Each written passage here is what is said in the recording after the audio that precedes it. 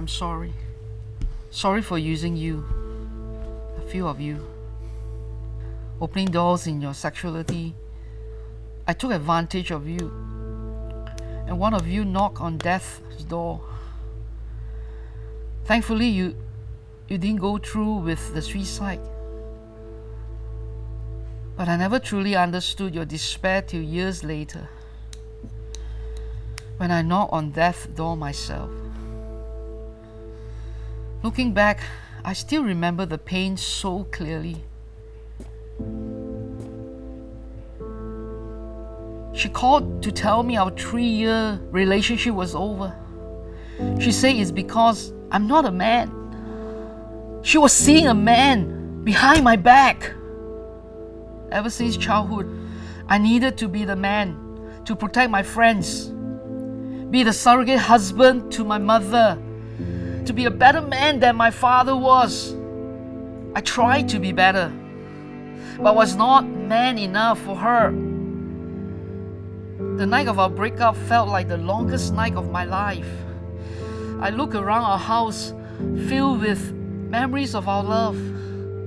She was the first lady I found fulfillment in out of all the ladies I was with.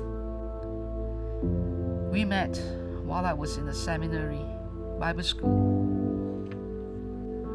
Finally, a Christian like me. We shared common values. We could even study the Bible together.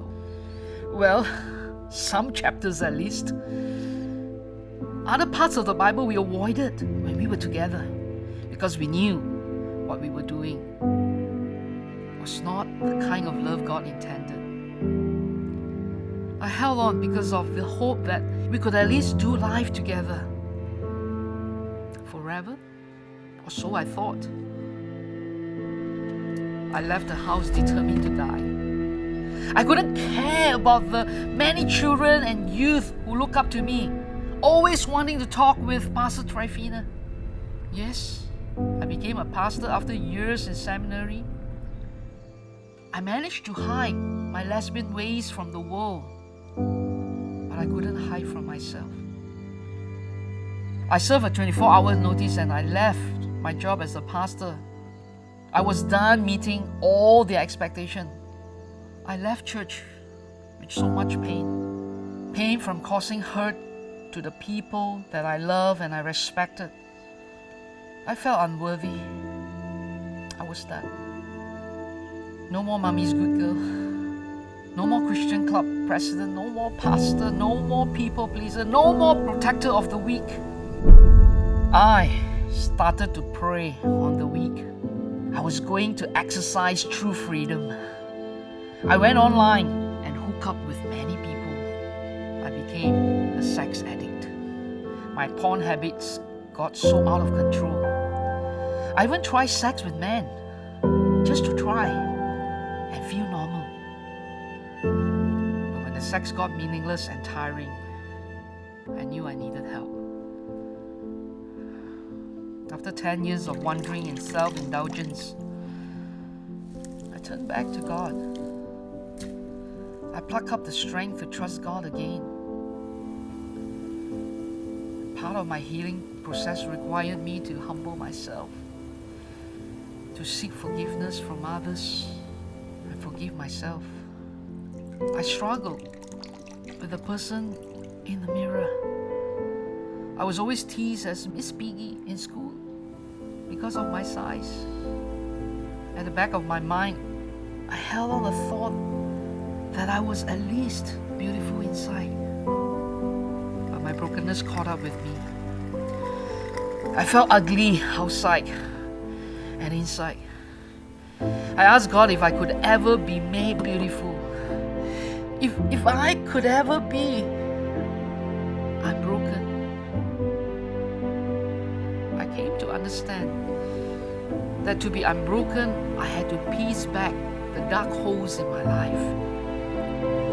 I had to process my painful past and forgive the neighborhood girl who laid on top of me and kissed me on the lips when I was just 6.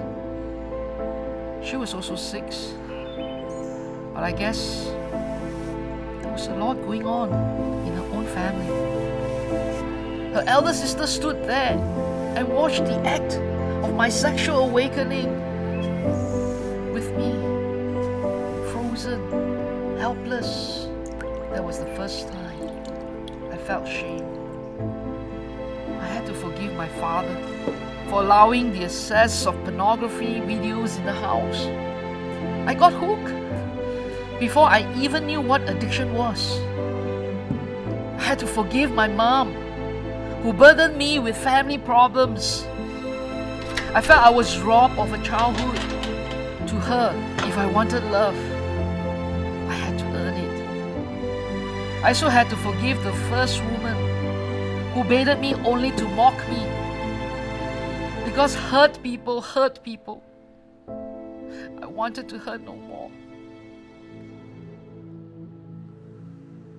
It took around 20 years to now say, I am beautiful.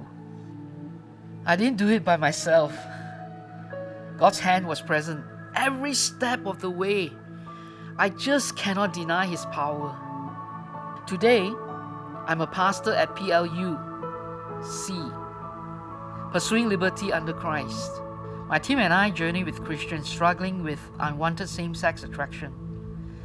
We shower them with love, acceptance, tears, and truth. We also journey with their families and church community. We show them that grace and acceptance doesn't mean compromise. You know what? Jesus sat and dined with sinners and the tax collectors during His time.